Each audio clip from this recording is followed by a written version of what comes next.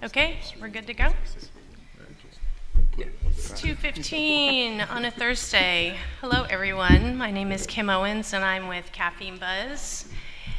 You are at the live streaming session that's covering bands, brands, and new technologies. And ironically, it's being live streamed right now, so you can wave to all your fans. I have an esteemed panel with me today talking about, and these are people who have been in the live streaming space for a long time, have seen it evolve quite a bit just in the last couple of years, and they've got really in-depth experience that they're going to share with you today on where this is headed, why it matters, how it's influencing not only the entertainment space, but the branding and advertising side of things, and then talking about the potential for even taking this further with immersive technologies. So my name is Kim Owens. I am the founding editor of Caffeine Buzz, and I write and research and have interviewed several of the people on this panel. So I cover where technology is headed, how it impacts branding and marketing, and the part that music, film, and other forms of entertainment play. I'm also a content marketer, and I work with clients to really create their content strategy, help them build their audiences, develop long-term relationships with their target audiences, be it B2B or B2C. And so, in this realm, I kind of bring everything together because I'm starting to work with more entertainment companies. So that's me, and I'll let the other people on the panel introduce themselves. Hi, good afternoon. I'm John Petrocelli. I'm the founder of Bulldog Digital Media. We are a live streaming agency and strategy company. We help optimize live streamed experiences. We have a heavy emphasis on music and how to bring those to life on connected devices for the benefit of all the stakeholders. And we also work with a large group of music experiences, promoters, and festivals, et cetera, to kind of help guide their strategy in the live streaming marketplace. Hi guys, I'm Brian Anderson. I work at YouTube. I lead global music sponsorships. So I sell brand sponsors around our live music festivals and original programming in the music space and other fun projects like that.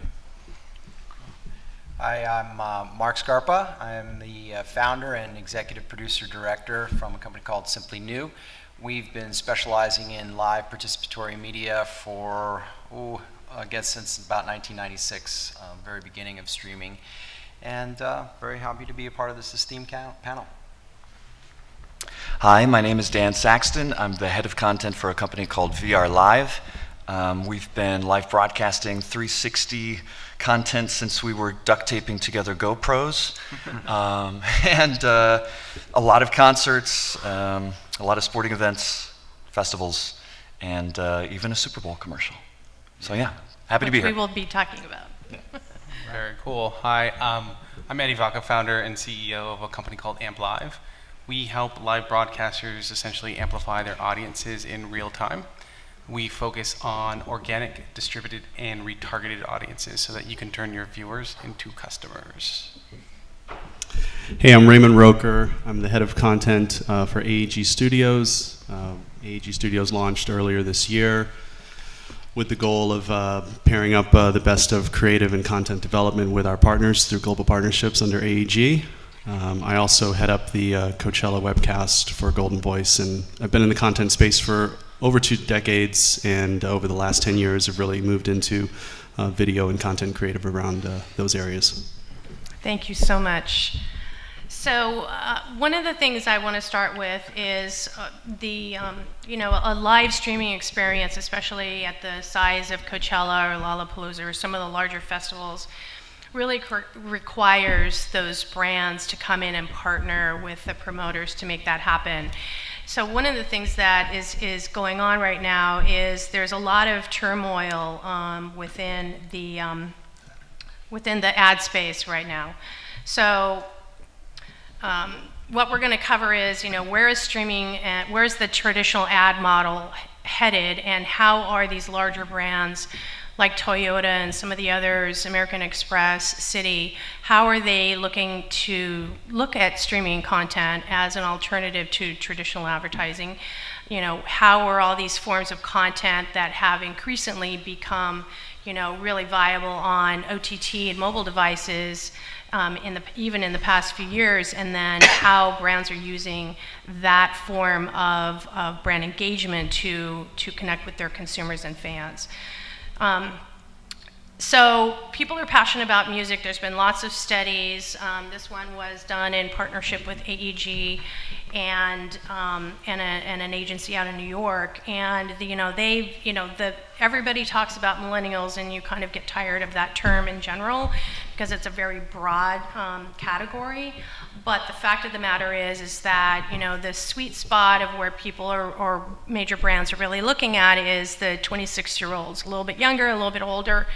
But those people have been proven to really enjoy and connect with music at all levels in their personal life, with their friends, and music being a part of a brand experience has actually, as opposed to maybe older generations who kind of pushed against that as selling out, the younger generation actually embraces it. And so what's going on right now in traditional advertising is you've got the proliferation of ad blockers because people, young and old, just don't like ads. There's whether it be live television or on your phone.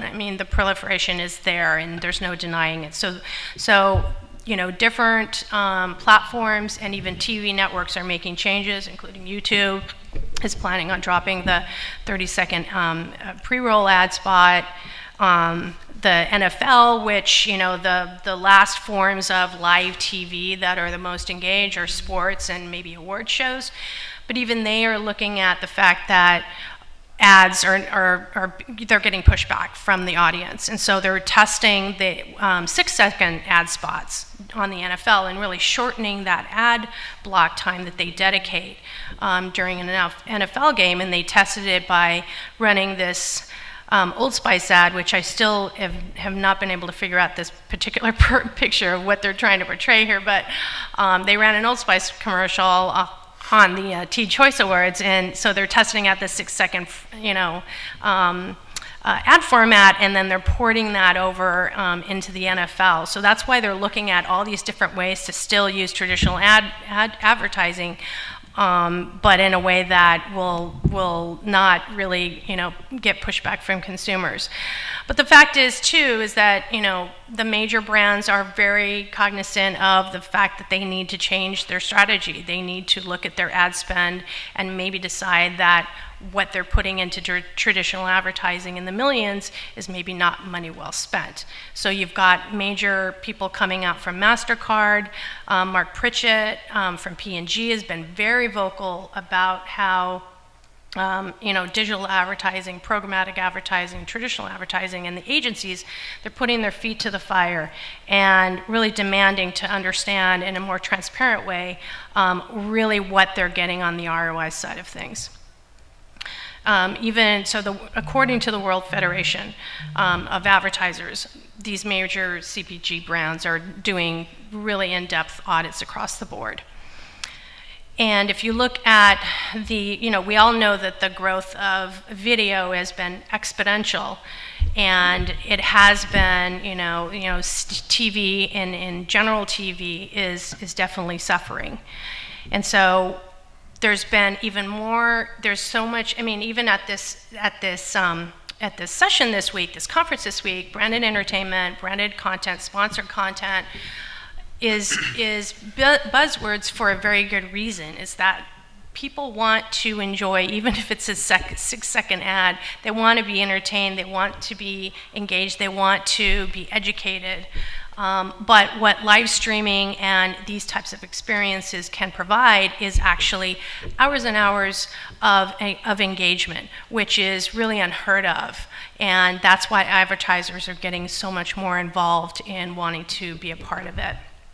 So this was a recent article that came out in Adweek, and it's you're going to see more and more of these articles, and so I want to go ahead and dive into.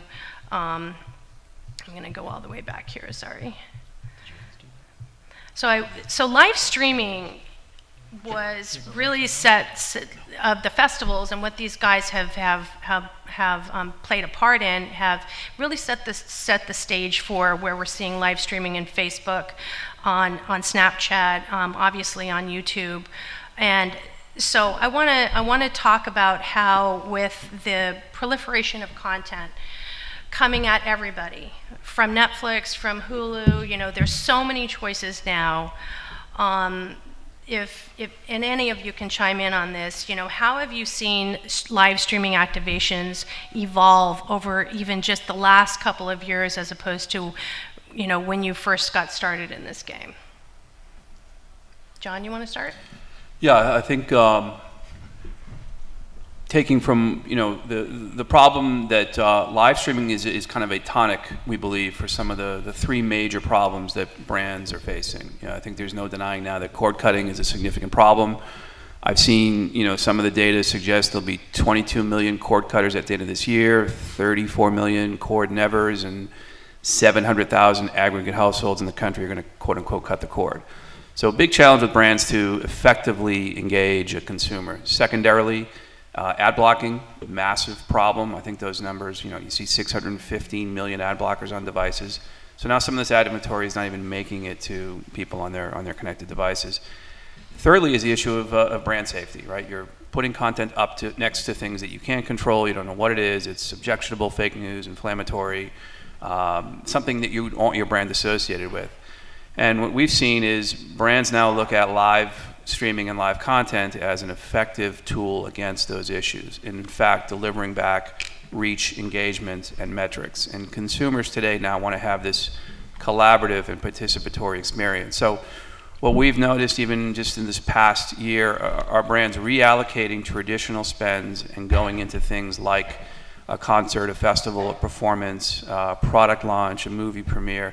This is how they effectively will engage a consumer. And the results largely speak for themselves. We see 10, 20, 30, 40, sometimes 60 minutes of persistent user engagement. And this is people tuning into that live experience, but they're also engaged with the brand presenting the video experience to them. And there's all kinds of optimization tactics you can take to really drive that engagement time deeper and deeper and deeper. And what we're starting to see, based on some of these challenges and also some of the platforms now prioritizing live video, and you also have this growth of social media tools. People, in fact, now they have the device on them and they have the ability to post, comment, share, tweet, etc.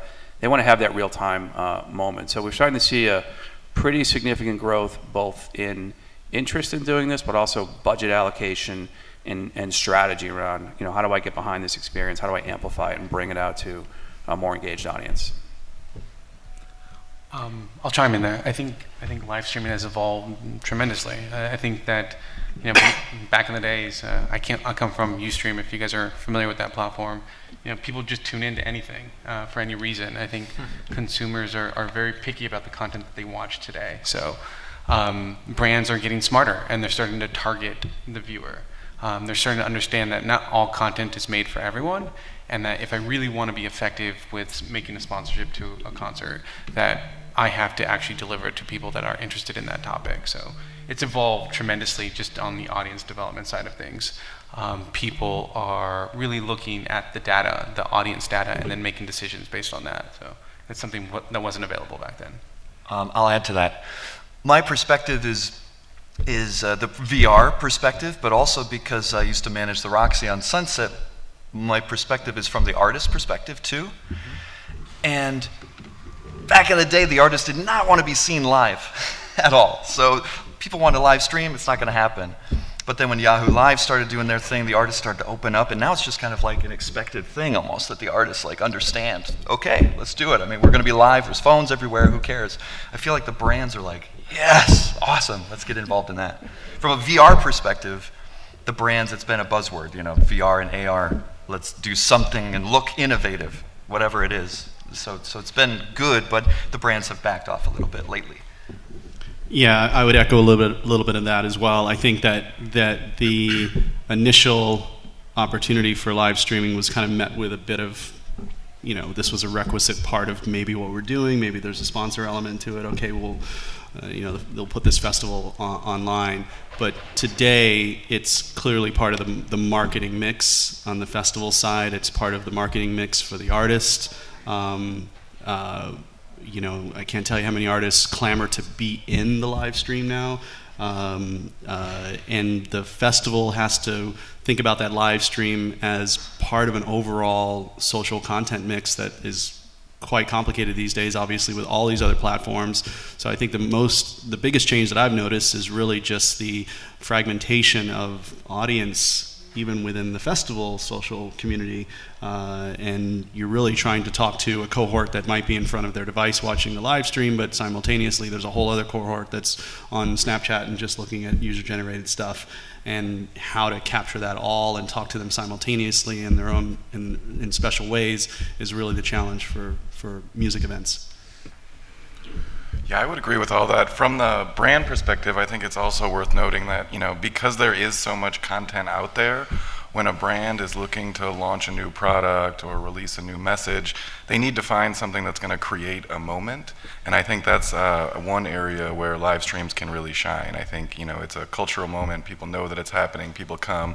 And if you're a brand who's releasing a new phone or a new tablet or a new laptop, it's important to sort of harness buzz like that when it comes around, given that so much content is consumed on demand and in other ways. So I think live really satisfies that need for brands to find moments to attach to.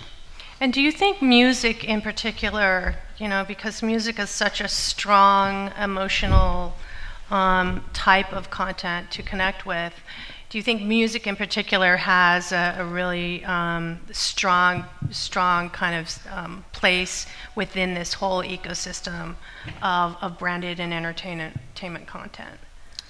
Yeah, definitely. So, going back to old man days of live broadcasting, when the first large-scale live event in history was the Tibetan Freedom Festival in 1996, which I had the dubious honor of producing. The reason for that happening as a live stream, and at that time, live streaming just didn't even really exist. Nobody knew what it was. But the reason why that happened was, to your point, Dan, is the artists. And it was also out of necessity, which was the fact that nobody, because of the nature of the event being very political, meaning MTV or any of the traditional television broadcast networks, would actually broadcast that show live, or even broadcast parts of that show, because they feared that sponsors would pull out or would not support it. It was very political, very controversial. So I think in the early years, it was a way for artists to be innovative, for them to try this shiny new toy like they are doing now with VR and AR. But 20 years later, it's definitely emerged into a business, and it's a 360 business, and it's inherent to have that as part of your strategy as a marketer with regards to the music strategy, because it's ultimately going to help sell records and downloads and so on. But it also gives you the audience an opportunity to have a direct relationship with the artists in a way that they've never had before. You have artists now that are that it could be a completely branded experience, but the artist is just going live from their personal mobile phone when they want to. There's no production company around them. It's not produced. It's very authentic. And all of that has to have a participatory element as well. And the funny thing is, you look at platforms like Facebook and even YouTube, with all of the innovation that they have put out there in terms of making the tool sets easier to publish and go live with. The participatory elements that these gigantic platforms have are really, I think still nascent. We've had live video with chat room going since 1996. That's Facebook Live, that's YouTube Live.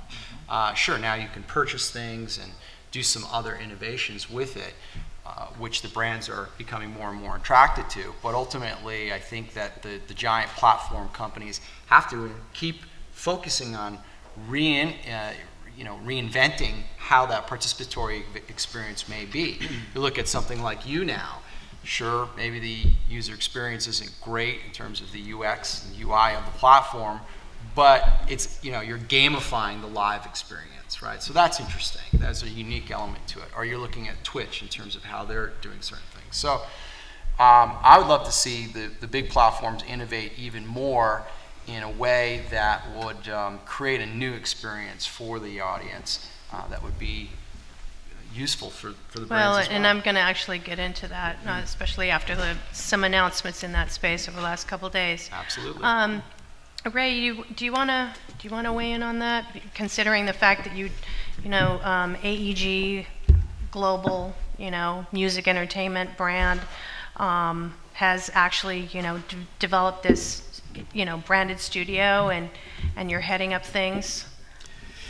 Yeah, I mean, what you said is true. There's definitely a very big opportunity right now for brands, and this live setting. That's not the only place we concentrate, but that's part of it.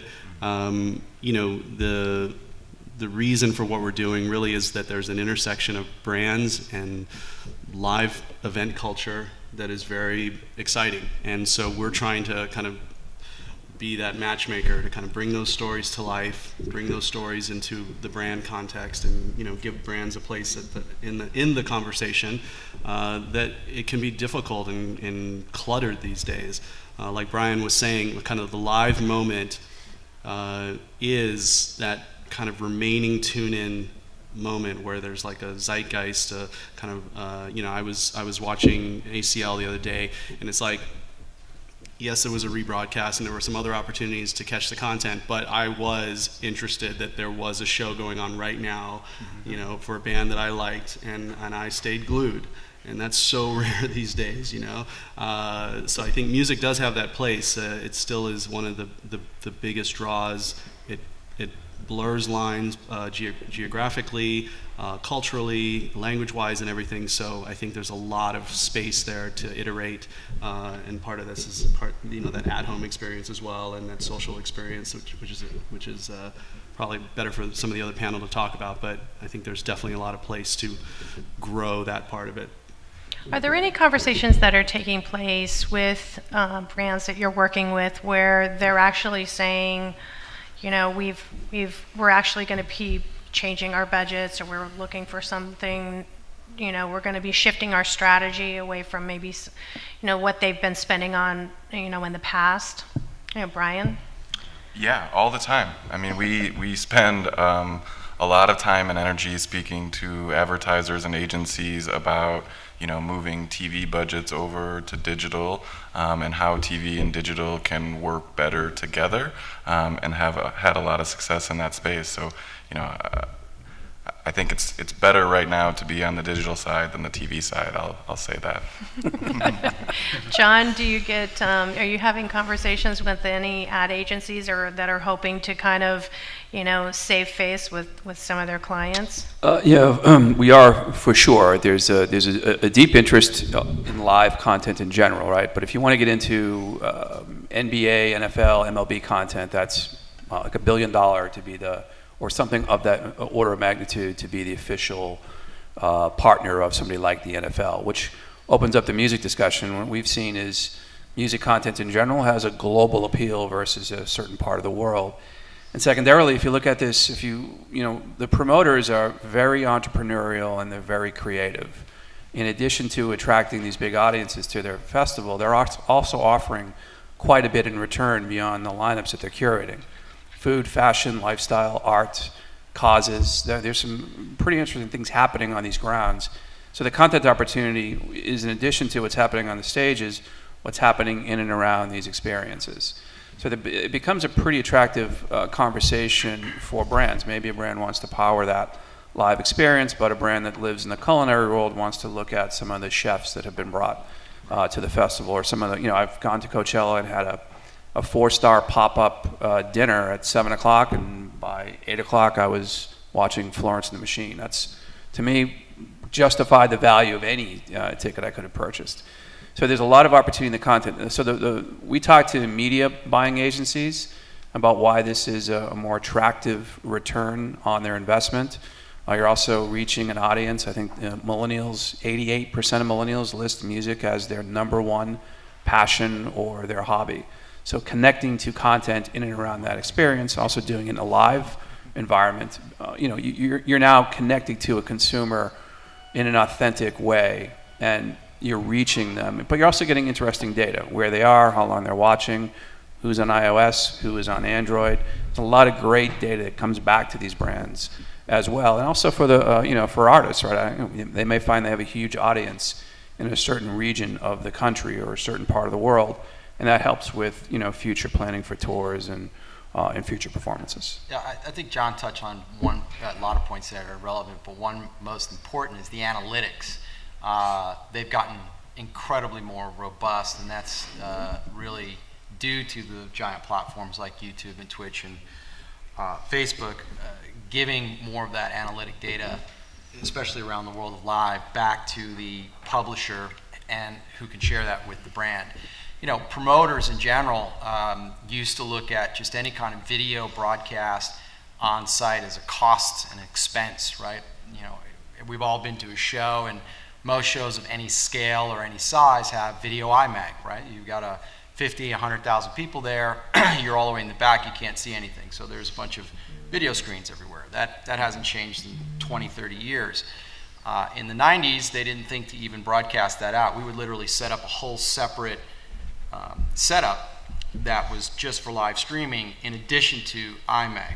Then it became merged, right? Then the perfect example is what Hank Neuberger and you guys did over at Coachella. That had an IMAG situation. They then monetized that IMAG, and now they've turned it into actually legitimate programming that has an experience attached to it and has far exceeded everyone's expectations, and it's a revenue generator for the promoter. But there's not a lot of those opportunities out there. So to get the big brand dollars, you need something that has massive scale, and then on top of it, we'll be able to amplify that message out where you can get the analytics that will attract the brand to put up the dollars necessary to fund something of that nature.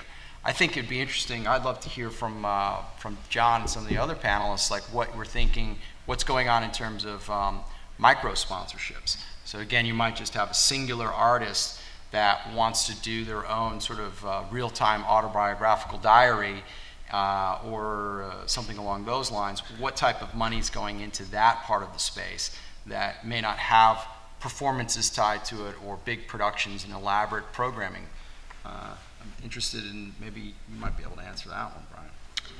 Yeah, I mean, in the early days, we would, look for individual single sponsors for these events, and then over the past couple of years, we have found a lot of success with, multiple packages, packages that are divided up by geography, so selling different audiences in different countries around the same events. I think there's a lot more opportunity there. It can be really tricky just in terms of conflicts and keeping messages straight. It's a big challenge on social in particular, when you have multiple brands who are talking about the same event and sharing the same links. But I agree, there's a lot of opportunity with smaller packages, and to John's earlier point, there might be a brand who's interested in the food, or a brand who's interested in the road to sort of content. So there are a lot of different content angles that can attract a lot of different advertisers, and so I think there's a lot of opportunity to do more deals around these things.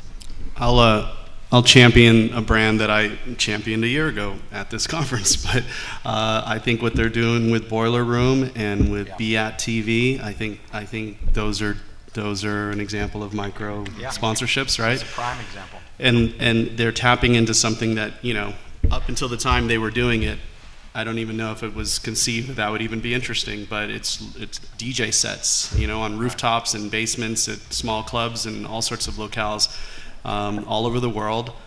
Thriving marketplace, and they're integrating brands in cool ways. There's a little bit of product placement sometimes, if it's a Budweiser, and obviously there's they get to present this series or this night, and those are much more smaller scale and lots of audience potential. It's really interesting how Boiler Room has evolved over the many, many years, because growing up in Silicon Valley and going to raves and stuff in San Francisco back in the day, and how that emerged how that kind of flowed into the internet boom and bringing those two worlds together. How even that intimate setting of a DJ set that they would do, that we would show up to the warehouse and we would hear that there's the version of live streaming back then was very archaic as opposed to what it is now. But it was so exciting to see that firsthand and see how much it's evolved just in the last couple decades. But one thing I want to hit on is so the analytics side of things and the data side of things. So Amp Live and Bulldog recently developed a partnership, and it's all based on extending the reach of the fans who have engaged with the content through your projects, or if I'm explaining that correctly. Tell me tell us how this came together and where you see the evolution of data analytics and really delivering to your brands a clear understanding of where their audiences are, how they're engaging, for how long, and how that can impact their business overall and even other forms of advertising and branding in their business. Sure. We looking at this business as a media strategy. Media people want results for their investment, i.e., tune in, eyeballs, engagement, et cetera. And I think I looked at this through the lens that we have a long-term relationship with Coca-Cola in Mexico, and we power a massive festival for Coke. Historically, that's lived on this. We stand up a pretty robust microsite in territory that has 11 and a half hours of live video, Saturday and Sunday, both days of the festival, and 3 channels of video. So you can switch between those. It's about 80 artists performing. Very successful engagement for Coke. This year they said, hey, we want to extend that to our YouTube, Facebook, and Twitter platforms. So it started to resonate with us that people were investing in these experiences and they needed to reach a bigger, broader audience. So we looked at how do we help them do that? And in effect, we discovered, working with Amp Live, that we can deliver a tune-in. We can justify the expense very economically and reach a viewer threshold, whether that's 100,000 views, 1 million, 2 million, 3 million. It's up to the brand on what they want to do. So this now becomes, we're trying to solve challenges and problems, right? And this partnership allows us, by turning on this impactful, powerful syndication engine that Amp Live brings, we now can reach this targeted viewer threshold and also retarget viewers and bring them on to other days of the experience, or to other things that might happen in a series. Maybe it's a series of shows brought to you by Samsung or MasterCard. But I'll let Eddie kind of add to some of that. I think what was originally attractive to the partnership was, who he was working with. Coca-Cola, obviously very attractive, but on his side was our audience data. So yes, we do deliver. What Facebook and YouTube do really well is they deliver video metrics. How long it played for, who watched it, on what device. That's great. We deliver audience metrics. Who watched it, who are they, where are they coming from, what are their interests, what are their behaviors. So now you can take action against that, and action is everything, right? So when Coca-Cola comes to Bulldog and says, hey, we really want to reach this new audience, it's actionable. We facilitate data connections between us and different partners that allow that action or that data to be used for exactly what John said. If Samsung came and wanted to push a series, they can now do that to whoever tuned in live to their live event. So audience data is everything for us. It's actually our backbone. We have 150 million profiles worldwide. We serve about 20 to 30 million live streams per month. And each time we do that, we collect a little bit more information on whoever tuned in, whether that be they're watching a cooking show live or a concert. Now those become interests and behaviors that we can target against and then deliver more live streams to. So the partnership makes a whole bunch of sense, working with some great brands, and then we have an audience data that no one else in the world has, or an audience data pool that no one else has in the world. So I want to touch on something that I didn't actually privy you guys on, but something from an ad tech and a marketing perspective on my end is the GDPR, the global data privacy, I think, regulation, based in the EU, but it affects, if you've got audiences that are tuning in from all over the world, even though you're based here in the US, if you're collecting information on people outside of the US that are located in the EU, you have to meet certain regulation criteria on the privacy of that data and how it's protected and what you're doing with that data. Do any of you guys have to deal with anything along those lines, especially Eddie, considering you're a data-focused company? No comment. Yeah. So I got this, Eddie. No comment. Next question. Oh, no. What I was going to say is, yes, we actually take PII information very seriously. So we anonymize all of our data. Some of the hurdles that we're trying to work through, especially around the European laws, is exactly that. How do we keep our data connection flowing without violating? It's a big hairball of a mess. So we're taking our time. We're working through it. But yeah, it's something that's on our radars for sure. Okay, cool. So I want to dive into the future is now technology side of things, and especially with Dan here at the table. So one of the as John mentioned, Coke decided to invest in VR live streaming this past year, and a number of other, Coachella's been doing it for a few years, and some of the other larger festivals have as well. So there's a lot of discussion over AR versus VR, and it's not really one versus the other. It's all about, what is the why? Why do you want to invest in this type of technology? What's your goal? Who's your audience? What do you hope to accomplish? And then you build out your strategy from there. But there's been a lot of changes in VR just in the last couple of days, with Ozo coming out and saying that they're cutting out their, or Nokia coming out and saying they're cutting off their Ozo line, and they're not, that's going away, and they're having layoffs. At the same time that Oculus came out with these, brand new, announcement about, they're getting to a point where they can have a headset that's not really like high quality headset that's not tied to a computer. And then and only $200. Yeah, and then Facebook has they announced it kind of in conjunction with that they're going to take their VR experience, their VR spaces, which is a social interaction in VR, and really extend it into the live music experience with their platform Venue. So first, how do you keep up with all this stuff, considering that your agency is focused on VR, and where do you what's your opinion about all these changes that are happening, and the potential for them to keep VR as a viable medium? That's a lot. I know. I would say that 75% of our day is just keeping up with the entire industry and what's happening. I mean, we're a heavy part of what's happening. The Ozo camera has been used awesome with us. We did the Super Bowl commercial with those. We live streamed the iHeart Awards with that. It's an awesome workflow for sure, but we're not stopping. It's kind of like next man up. There's a bunch of camera options that we've been working with developers. You and I had a conversation at NAB.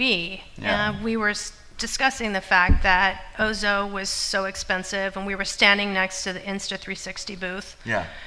And they had a 3K camera that was essentially doing the same thing? Yeah, it's pretty comparable.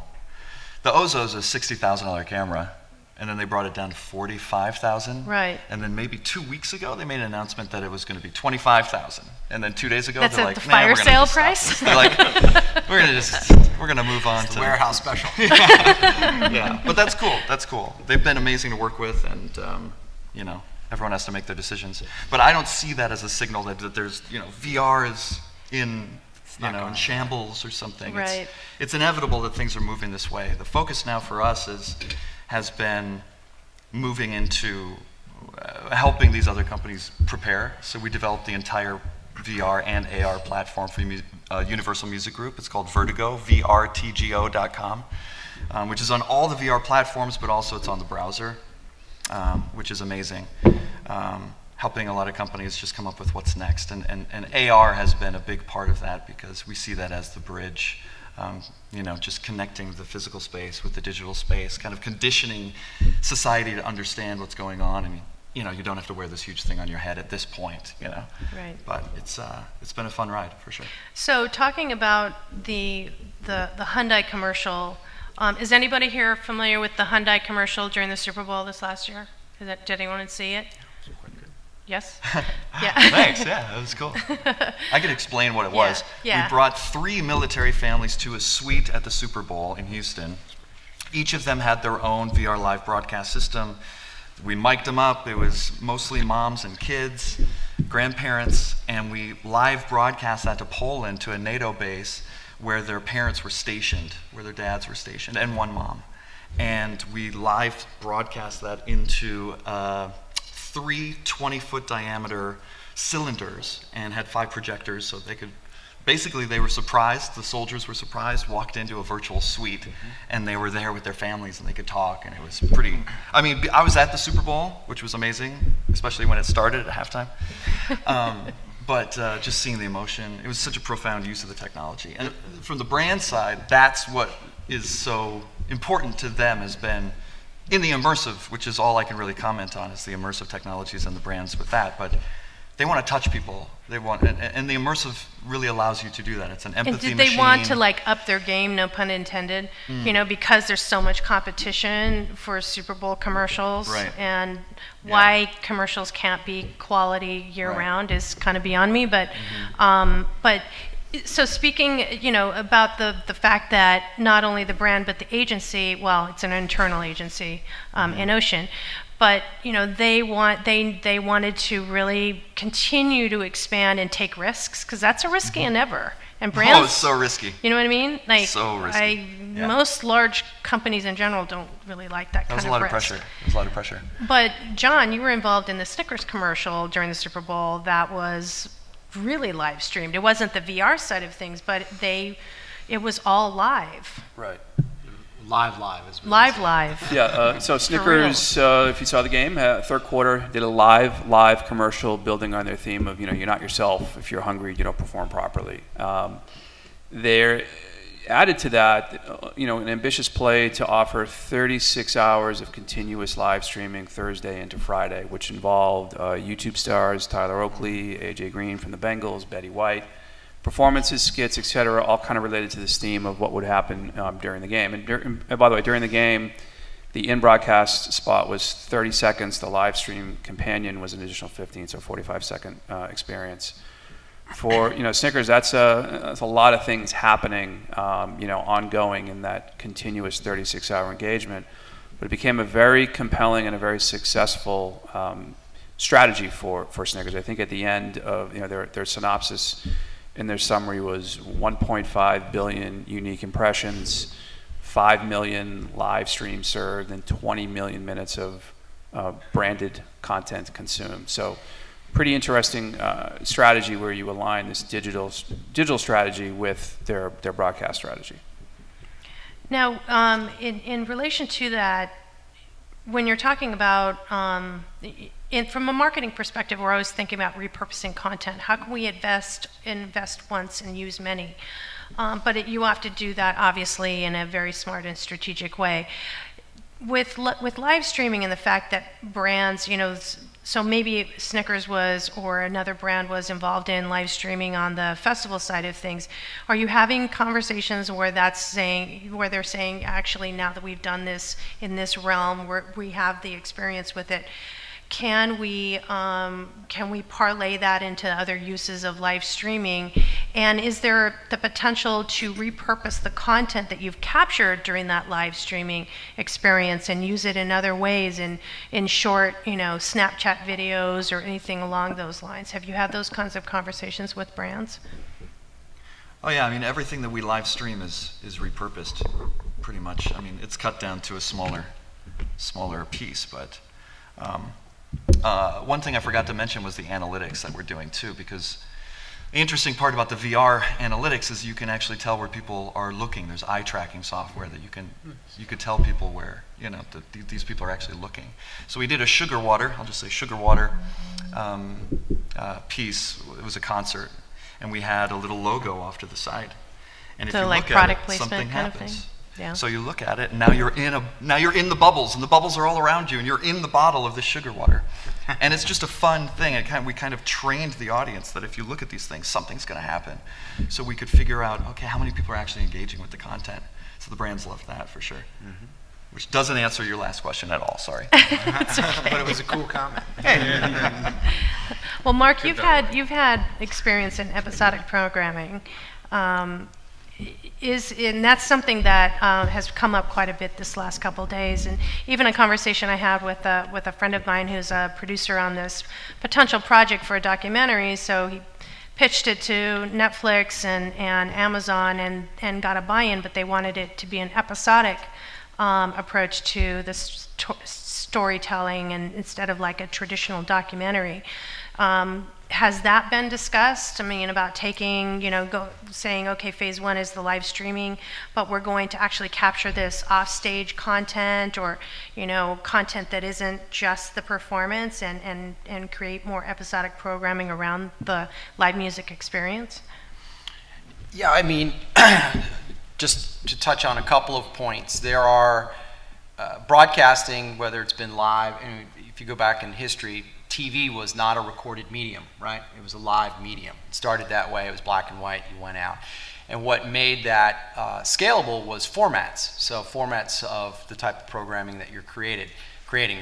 So if you're creating a format, whether it's for episodic, and it's just a creator video or a TV show like Game of Thrones, that's a format. And the same in the live world. We talked about Boiler Room. Boiler Room is a format. We've seen, and I've produced many, techno DJ webcasts in the 90s and 2000s, but those guys nailed it because of the format and how they put it together and how they told that story, made it scalable. Just like a television show, say like The X Factor, for example, it's a format and it's very highly scalable. We've all had a lot of experience doing special events. Special events, there's a format to it, but it's constantly changing because you have to create a new sort of story arc or a new way of telling that story for each individual special event, right? It might still be a concert, but, are you doing 3 cameras? How many stages? What is there behind the scenes footage? Is there not? Like, what are all the components that make up the format of that particular show? For shoulder programming, yes. I mean, we've done, many, many years. First one was the Grammys in 2010. I got a chance to work with John on that one.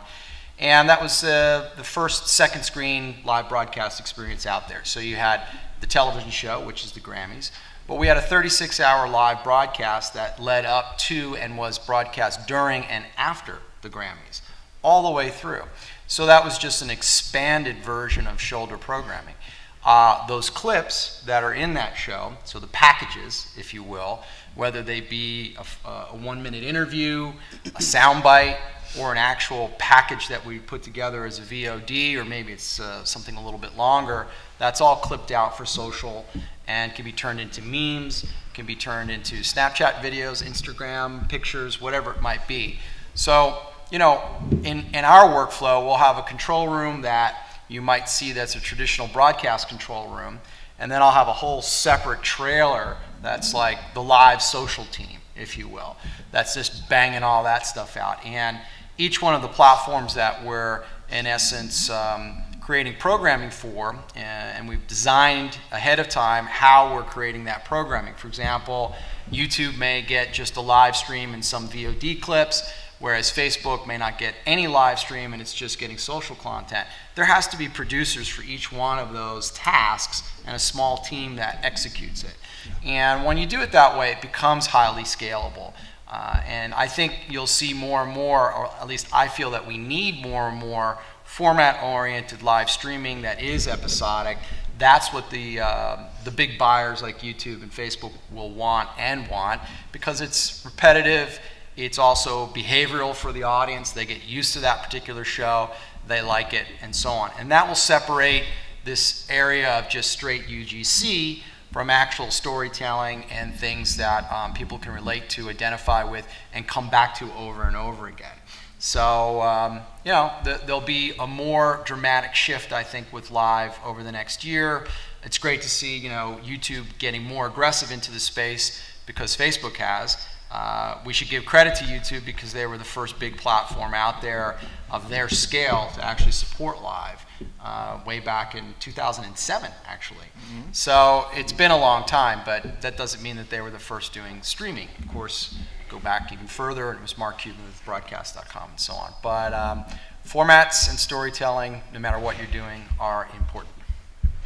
Brian, you want to weigh in on that? I couldn't agree more. I think even just the straightforward, concert or music festival live streams, the on-demand component is extremely important for us. Even when you look at viewership of live versus VOD, there are certain events where it can be 50-50 or even weighted more in favor of on-demand.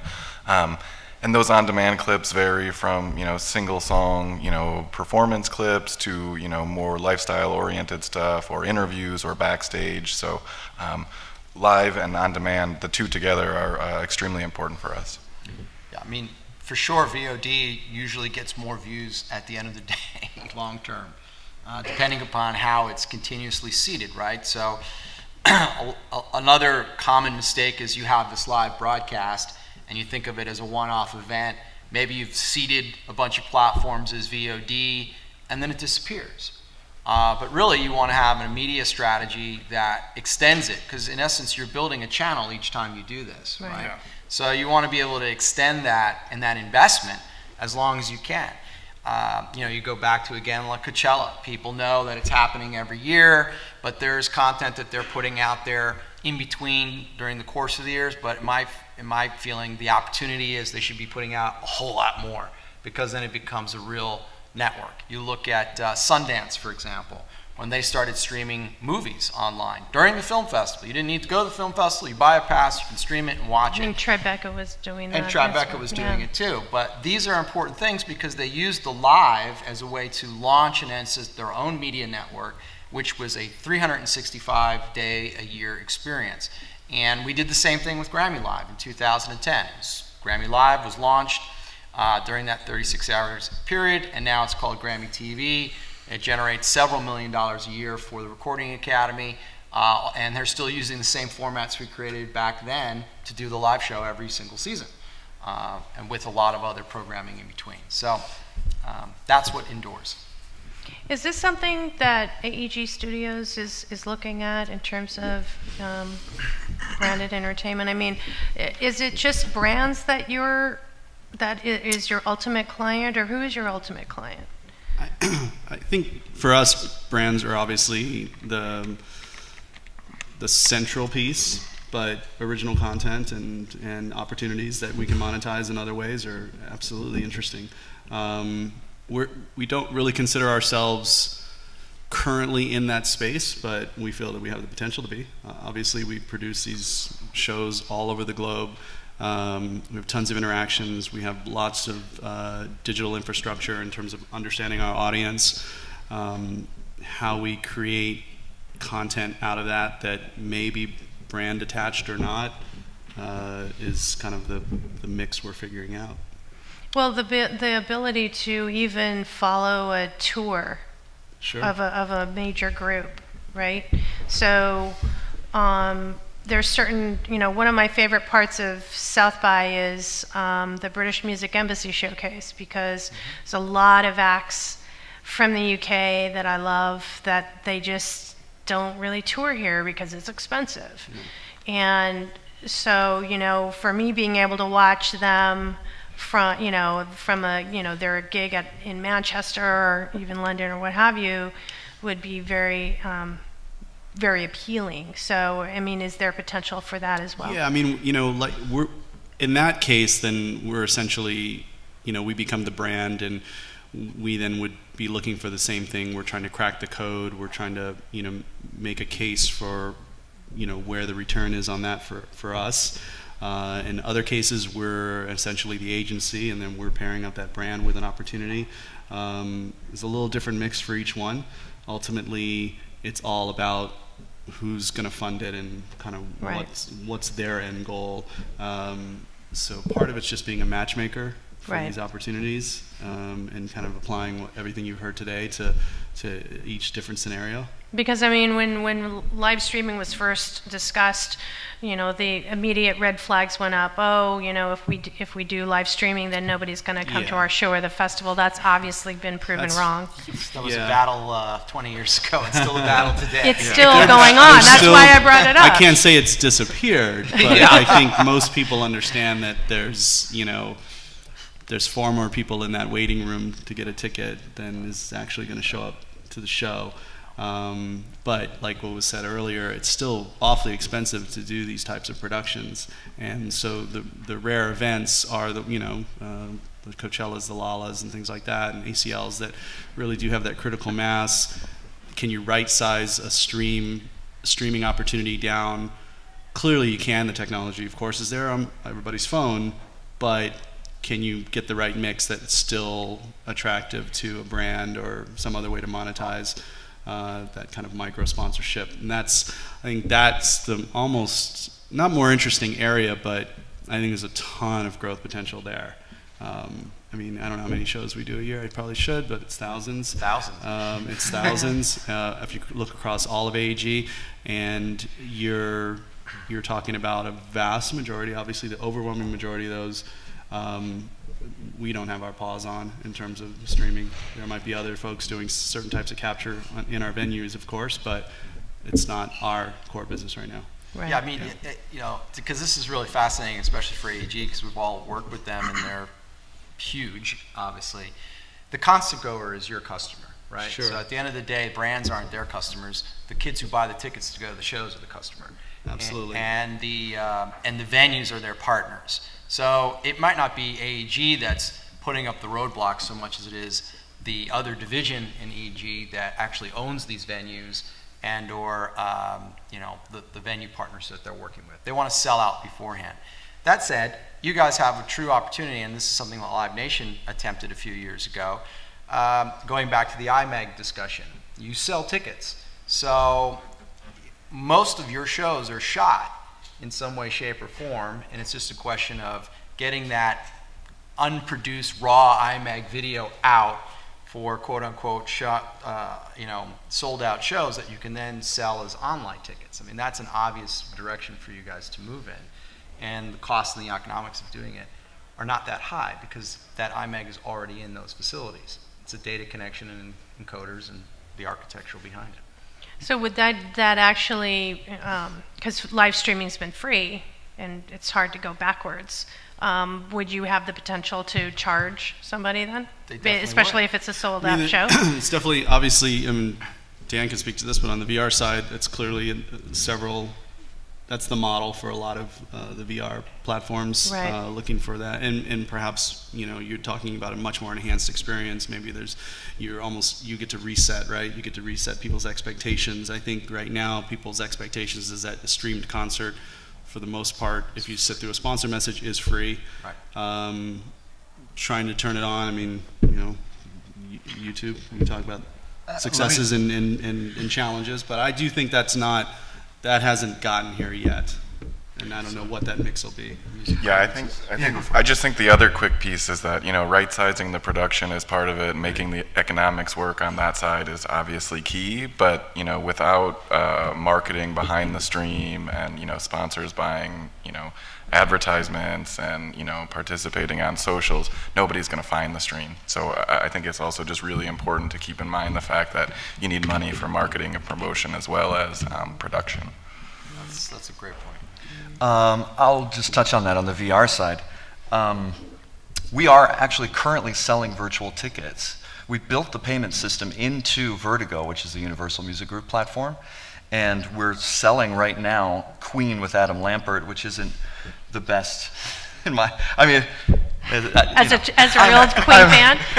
As a Queen I fan, won't get into this, but it's don't talk being live politics streamed here. right now. Hey, Brian, it's cool.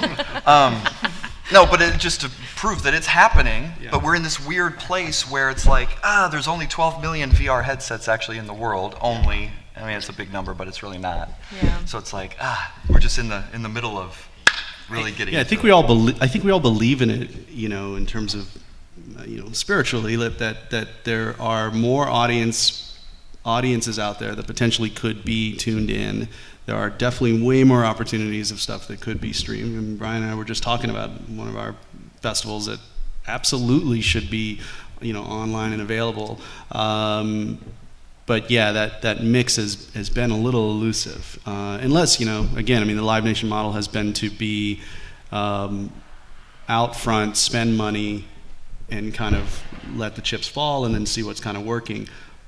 Our model has typically been a little bit different in terms of, developing an ROI model right out the gate. Well, And that's more of a they challenge. have a pretty large brand sponsor to cover their entry into. They've done a lot of different things, so I don't know Right. but yeah, Right. yeah. Are there going to be any questions? Okay.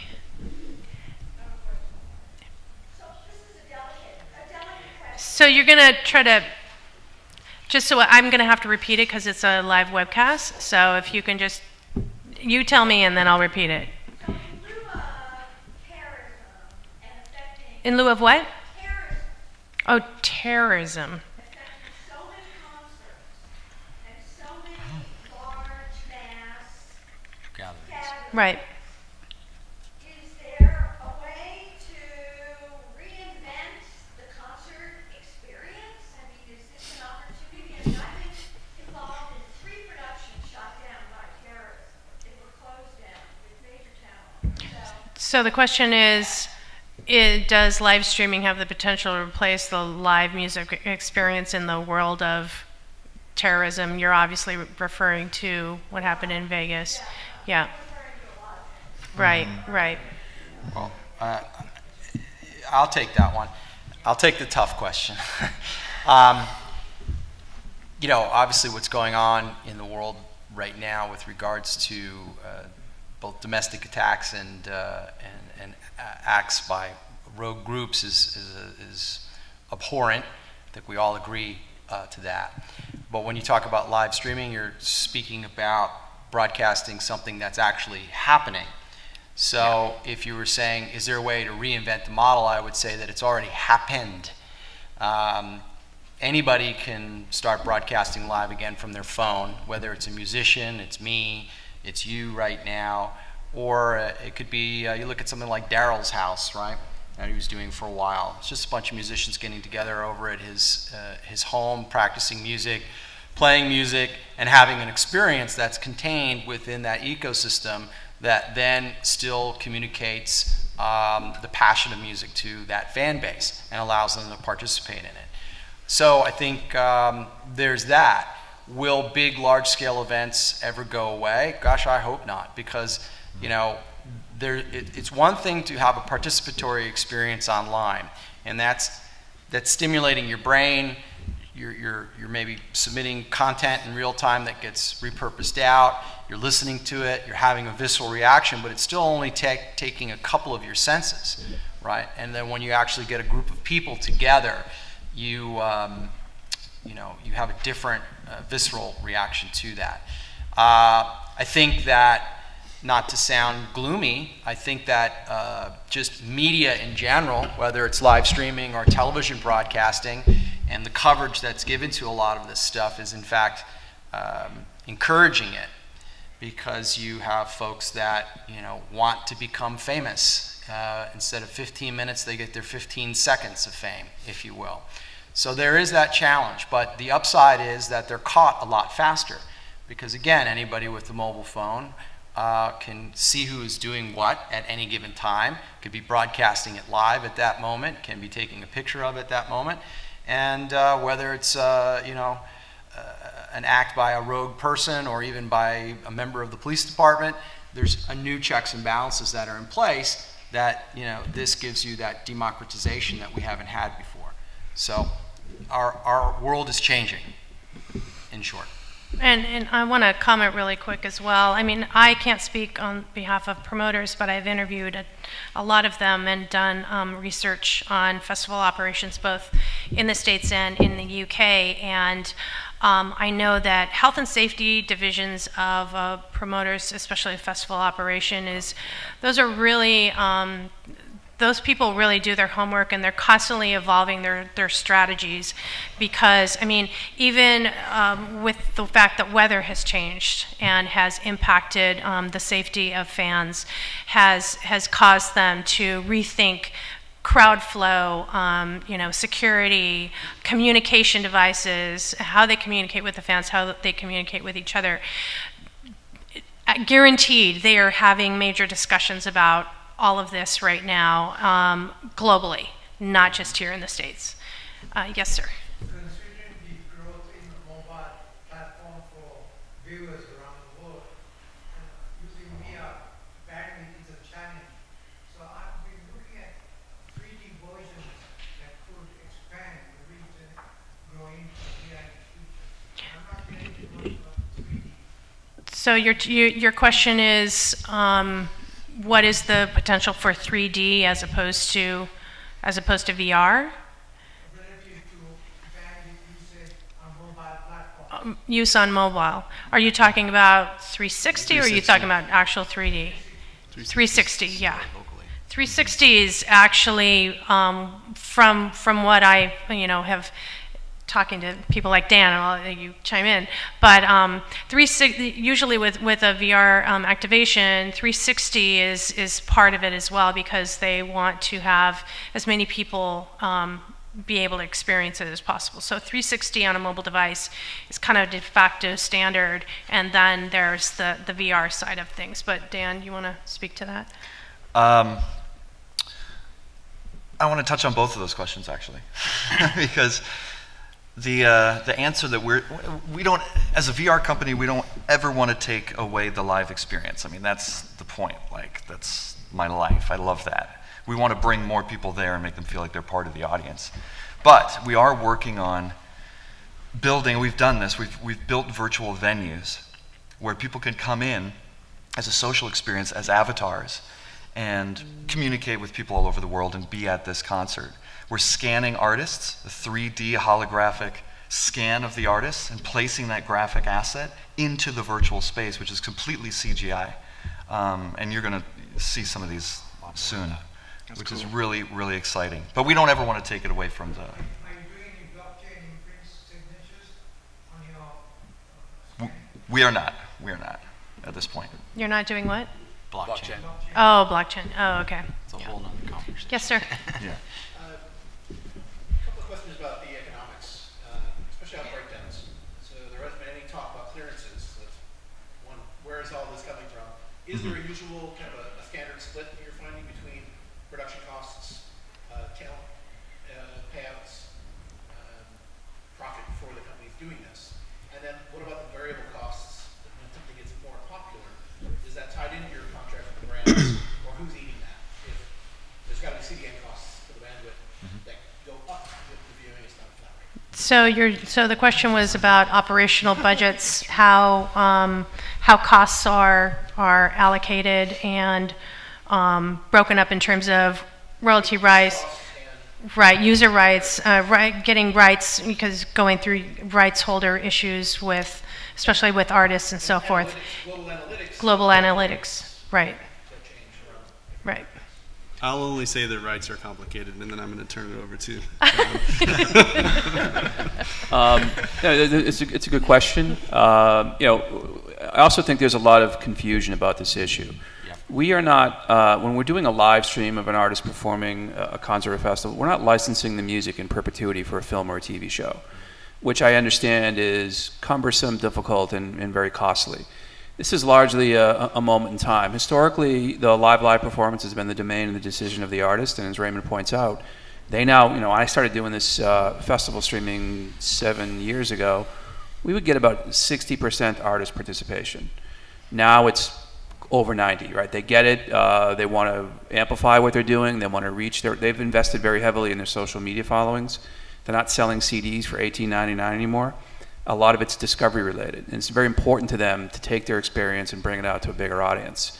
Having said that, they're also, promoters pay very well for them to be at these festivals. I've seen numbers like it's 4 to 20 times what it normally is to perform live. So they're already there, it's happening, it's an important part of their business. But it's entirely up to them. If they don't want to do this, and they don't want to, deliver their experience out to viewers on connected devices, entirely their decision. But I think the positives far, far outweigh the negatives. Having said that, the replay and the short window of time, yeah, we pay for that, right? We pay the publisher and the record label. Sometimes it can be a cumbersome, difficult dialogue. But also at the end of the day, if it becomes cost prohibitive, to your point, there's production, there's marketing, and there's bandwidth. If the economics don't work out and one artist or 5 don't want to do it, 57 others at that festival would like to do it. And I think people in this business now know who gets it and who wants to do it and who doesn't. But ideally, it leads to incremental sales for them. I think we brought up the concept of, if I live stream, am I going to sell more tickets? And I watched Michael Rapino, who's the #1 ticket seller on the planet, go on to CNBC to announce and discuss his partnership with Vice, where he's going to put live concerts on the Vice platform. The very first question he was asked is, Michael, aren't you going to, in fact, cannibalize ticket sales? And he says, it's just the inverse. The more live streams I offer, the more ticket inventory I sell. So there's a lot of reasons positively to do this, and there are discussions to be had, of course, but if this becomes it's still early days of this market. If it becomes the Super Bowl and there's massive dollars flowing through here, everyone's going to benefit: artist, promoter, performer, brand, viewer, etc. So there's still ground to be covered, but I think those are some of the key factors in the discussion today. Yeah, I would just want to add to that. I think the short answer is it depends on who's paying for it, right? If a brand is going to do a brand event, for example, well, then the artist is going to be paid to appear at that event and to perform at that event, and then of course be paid an additional amount of money for that artist to be broadcast. So it's a money thing. They're going to get paid up front. If it's in this scenario, it could be, in most cases, it's free. They see the inherent benefit of being a part of the broadcast, and they sign off on it, and then it's a negotiation with the publishers who you have to pay. But typically, I'm pretty sure if a band goes on Saturday Night Live, they're not getting paid to do that. They're promoting their record and they get according to RIAA, they have to get at least scale as musicians because they're all in unions. Yeah, so you still have to pay that in the TV world. But that's a very good point. One thing that we should all completely keep in mind, the whole reason why, there's 3 really big reasons why I think online streaming has finally accelerated, and having been in it for 20 some odd years, one thing we want to keep in mind is that we don't have the same FCC regulations as television. That's a huge, huge, big deal, right? If we had those regulations, platforms like YouTube, for example, you're looking at immediately billions of dollars in fines, like tomorrow. So there's a reason why they have lobbyists and fight against that. Second reason is unions. They were all late to the game, whether it was DGA, Writers Guild, SAG, music unions, even the publishers early on, trying to clear music in the 90s to do a live stream, or even last week sometimes it's hard depending upon which publisher you're talking to. They just don't get it. They don't understand. And then the third reason is obviously it's not television. It's two-way. It's participatory. So that has really made the entire industry flourish. But I don't think, there's a specific formula of a ratio like you can calculate a CAC in terms of we're going to spend 1/3 of our X amount of dollars on production and the other third is going to be on this. I've found it in my experience that if we're just clearing music publishing, and if I'm looking at, say, $1 million production budget, I might allocate 10% for music clearances, depending upon what it is. If it's a festival, for example, that's a fairly good number to use. Yes. Piggybacking on that, we're talking about negotiating rights for these live streams. Are archive rights generally assumed from the outset of that discussion? Nothing's assumed in the music business. John, you want to speak to that more? But the short of it is, the historic model is 3-phase, right? We'll go live, do the live performances, the bands. Replay, headliner, Paul McCartney finishes his headlining set. We replay that entire day 1 or 2 times until you're back on the air on Saturday or Sunday. And then there's a window, 30, 40, maybe 60 days of VOD. That's all compensated and paid. Granted, as long as it's a reasonable payout. But the other thing, too, to take away from here is these are pretty compelling productions. These are broadcast grade Quality, yeah. camera operators. These are Grammy-winning producers. That's an asset that we can share back to the band, right? You're walking away with a pretty compelling asset that you can exploit across, in partnership with your record label, across your social media platforms. That's funded by a third party. So in addition to your performance that you're getting paid for, you're coming away with a pretty compelling experience. And in pre-post, that can also be audio can be remixed and things can be enhanced as well. Yep. It becomes a very compelling tool for them. It does, and the irony is, the majority of the productions out there that are live concert productions do not see any kind of repurposing in other media outside of digital. So the record labels really, it's a huge opportunity that they're missing. Sure, on the bigger artists it happens, or if you're strategizing it from the beginning, like, we did a project a few years back with Incubus, and from the onset it was 7 days of live broadcast programming, 8 hours a day, but we knew we were going to make a movie at the end of it and have a limited edition DVD box set with like records in it and fan art and all this other kind of stuff. So that was planned. And if you can actually work with the managers who work with the artists, and again, it's artist driven, it's something they want to do, and has some sort of potential historical relevance to that album and the creative vision that they have at that time, that I find works a lot better than the amount of stuff that we've all shot on this panel. Sure, I've seen some of the stuff that we've shot turn into TV commercials. We did a couple of concerts with Steve Aoki, and boom, there was our footage in his television commercial. I was like, well, how did that happen? So it just happened. Don't assume anything in the music business. And in terms of it turning it into television shows, well, you have to recut it and repackage it and reformat it a little bit for television. But to John's point, it's shot the same way. The level of production is exactly the same as if you were going out on NBC, or at least on this panel level of production quality. We've come to the end. We are all good here. I just want to, one last note, somebody mentioned blockchain. I think when you're talking about rights and contracts and all how hard it is to get clearances and things like that, I think the potential for utilizing, Ethereum contracts going into the future, once we get to that point, once the world gets to that point, I think will be really, really interesting. And that, as a whole, has a lot of great potential to solve some of the problems in the music and entertainment industry. But thank you so much for taking time out of your day and coming to this session. I hope you were able to learn a few things. And thank you. Have a good day. Well done,